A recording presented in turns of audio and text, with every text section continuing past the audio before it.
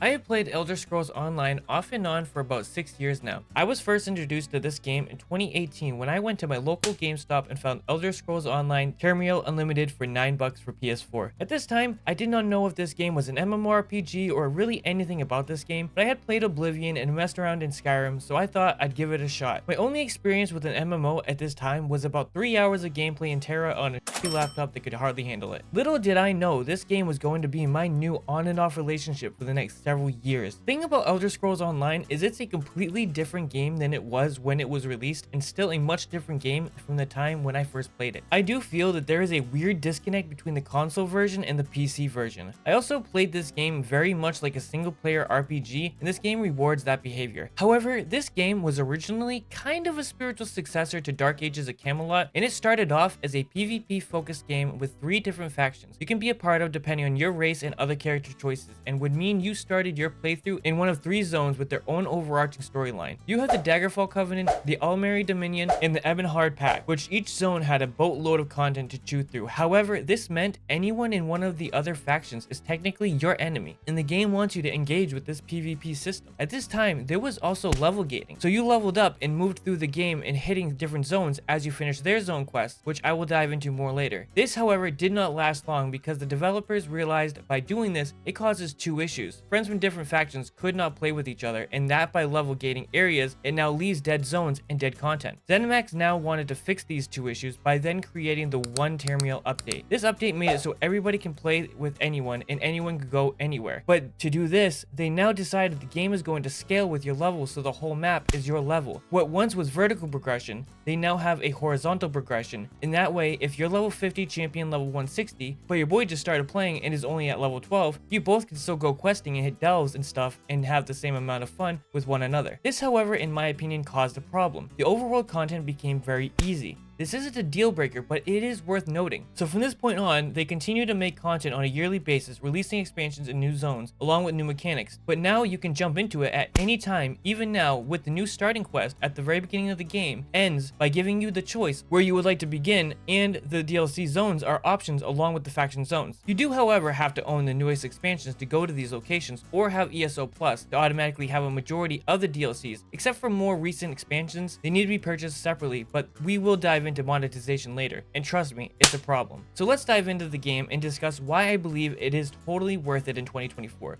With a few buts, and one of those buts are Nicki Minaj and Kim K sized buts. This game is still one of my favorite MMOs to dive into. Now, I don't have a lot of MMO experience, and I do in the future plan on diving into more. You can choose your character between all of your Elder Scrolls type races, your Nords, Bretons, Khajiit, Redguards, Argonians, Wood Elf, Orc, Dark Elf, High Elf, and Imperial. Along with these races, you have several different classes you can choose. The classes are Dragon Knight, Nightblade, Necromancer, Sorcerer, Templar, Warden, and the newest they have added is the Arcanist. The great thing about these classes, you aren't stuck to a type of build. You do have the class skills, but you can be a Nightblade that uses a 2-handed greatsword, or a Dragon Knight that wears heavy armor and dual wields daggers. Any class can use any weapon and any armor, and each type has its own skill line. You can level and get different skill abilities from them. I am a Magicka based Dragon Knight who wears heavy armor and built to be a tank, but dual wields one-handed weapons like swords and axes and uses fire abilities. There is a set way to do builds in ESO, but I put points in both Magicka and health when leveling. I did, however, play this game not fully correct for a long time, and I'll explain later. One last side note in this gameplay, you will see a lot of fumbling. I used to play with a controller as if this was a normal RPG, but decided to switch to keyboard and mouse, and I'm so glad I did. It's the superior way to play this game, and the UI of a keyboard and mouse is so much better. After creating your character, you're off, and let's start with how beautiful this game is. It is an absolute treat to look at. Even being 10 years old,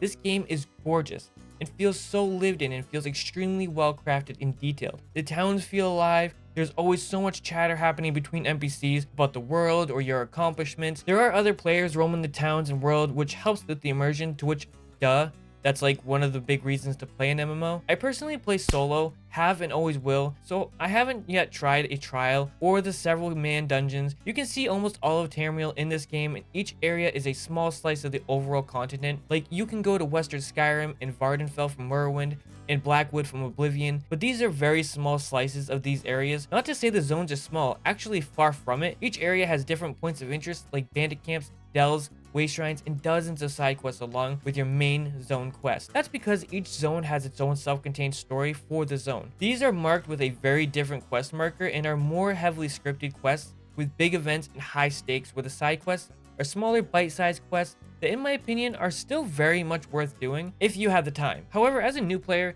you might get a bit distracted by the main quest of the game like I did and accidentally ignore the zone stories and now have to go back to play through the zones after starting Cadwell's Almanac. The main story plays into the whole faction war, but is mostly about Molag Bal, a Daedric prince wanting to merge worlds and is a threat to the world. However, I think it's worth playing through, and I'm actually not going to spoil stuff in this video because I really want people to try this game. Along with these zone stories, every year, like I said, they release expansions, and these come with a large storyline in each zone with 8 to 10 hours of content per update. This game is not short of story-driven content, which is a huge part of what I love to do in this game. You can just play quests and mind your business and get hundreds of hours worth of fun. Hell, I'd say over 200 of my hours of gameplay is just that. This fact is where I feel I played a bit incorrectly though. I really wish I engaged more with its other systems throughout my time until more recently. There's so many systems and different mechanics in this game like any other MMO. I ignored a lot of stuff, like I didn't get my companion until about 15 hours ago. I knew they existed, but I just ignored it. On the side of quests, other crafted bits are dungeons, trials, and delves. Trials are this game's versions of a 12-man raid,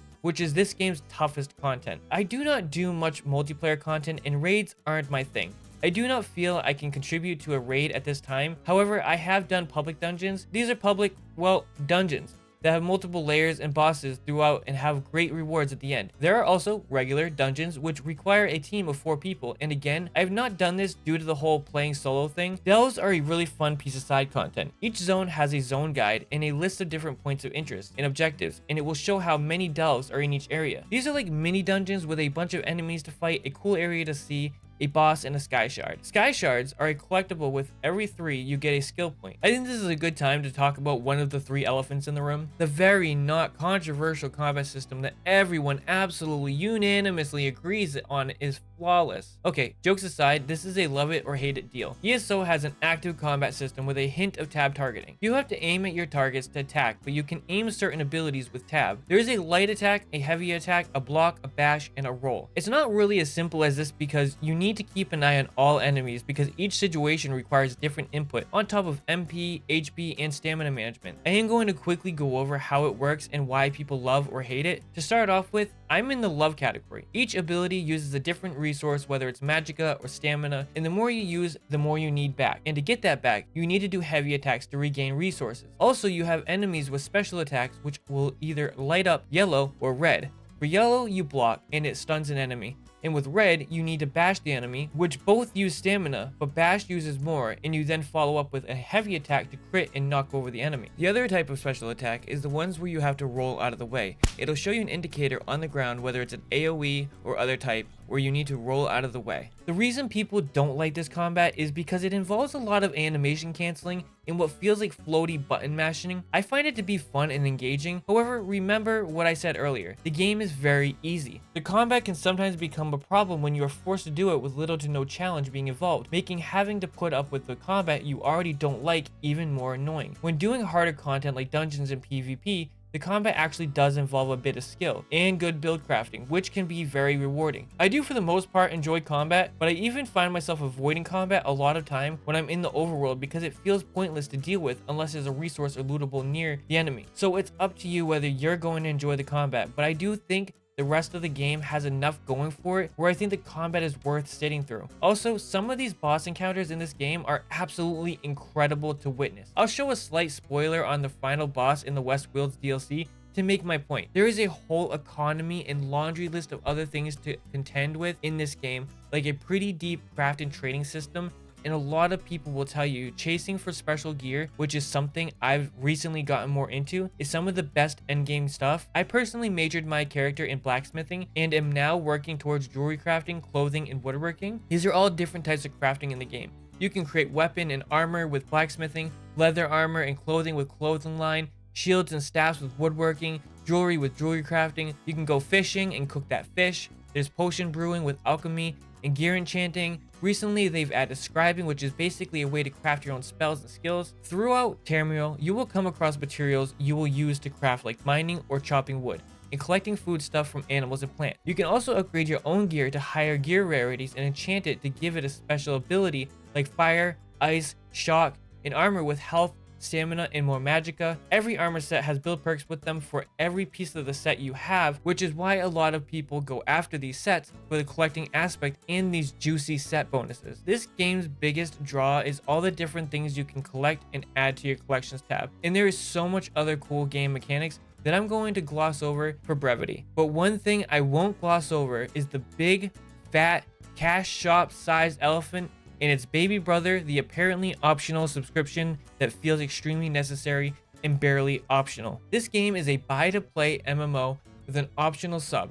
However, if you get the sub, you get an XP boost and a thing called the crafting bag. And this bag is so very important because this bag is an unlimited inventory for all of your crafting materials. And this game has hundreds of different crafting material, and I mean that literally. There is over 100 different crafting materials in this game. And if you don't have this bag, it will take inventory space in your regular bag, which even mine only has a little over 180 slots, which most starters don't have nearly that much space. If you then try to offload it to your bank, then you don't have space for your other random stuff you might want to put in the bank. So you keep buying space and destroying stuff you want to keep. This bag makes this game playable. I think without this bag, this game can make carrying crafting materials an absolute nightmare. However, a nice bonus to the ASL Plus is the added space to your bank and the XP boost, and access to almost all of the expansions except for the last two. The optional sub isn't the cheapest at 15 bucks a month, but they also try to give you a monthly sum of coins for your cash shop, which mine have been building up. I barely use the cash shop. Let's talk about it. Let's talk about this cash shop. I am going to start with two words: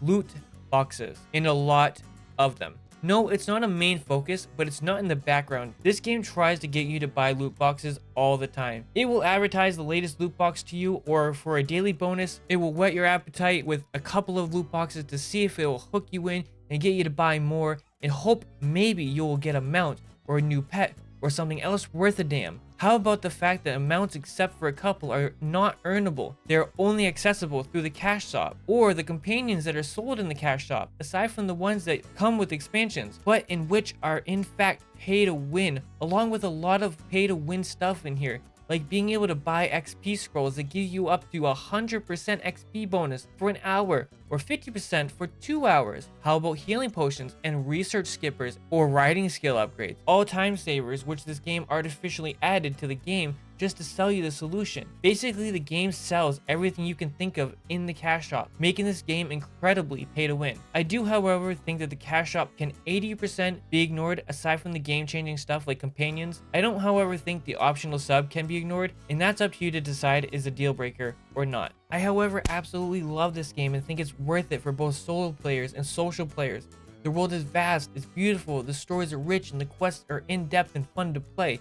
You can roleplay throughout the world of Tamriel and meet people and learn more about the lore and just lose yourself in the 10-year-old game that is not like Starfield where it's as deep as a puddle. This game is as vast as an ocean and just as deep as one. I think if you have the chance, dip your toes in, give it a try. If anything, you might hate the combat, and that's fair, but I think you should at least try it. It's far from perfect, it's got cash out problems, but it's still a game I love to dip back into every few months and have been for the last 6 years.